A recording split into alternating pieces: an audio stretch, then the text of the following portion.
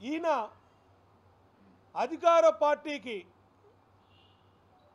ఒక తొత్తులాగా వ్యవహరిస్తూ ఈయన అధికార పార్టీ సీఎం పేషీ నుంచి సీఎం అండతో సీఎం బంధువుల అండతో పెద్ద ఎత్తున భోగాపురం మండలంలో భూములు కుంభకోణం చేశారు. దీని మీద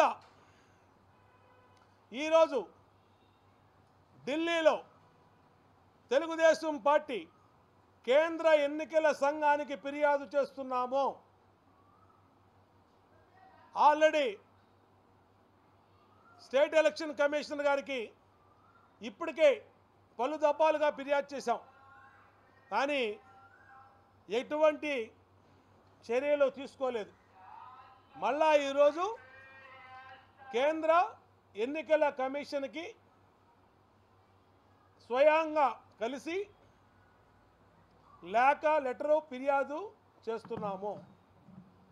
సిఎస్ జవహర్ రెడ్డి వైసీపీ నాయకులు, సీఎం కుటుంబ సభ్యులు, సీఎం బంధువులు దాదాపు 2000 కోట్ల రూపాయల భూముల్ని 596 జీవో నడ్డు పెట్టుకొని కుంభకోణం చేశారు.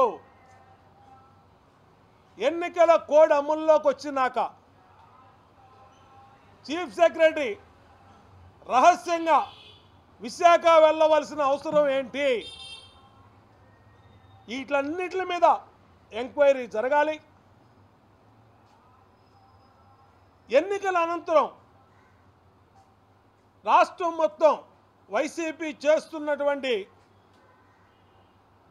రౌడీజానికి అటు పల్నాడులో కానీ, తిరుపతిలో కానీ, తాడిపత్రి రాయలసీమలో కానీ ఏ విధంగా గొడవలు జరిగినాయో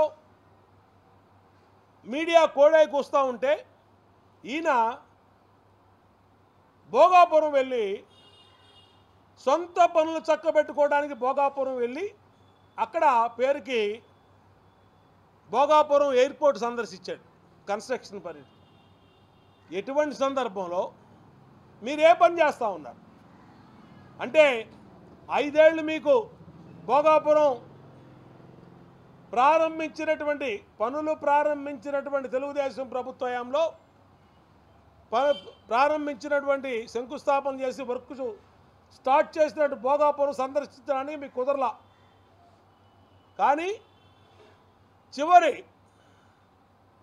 వారం రోజుల్లో 10 రోజుల్లో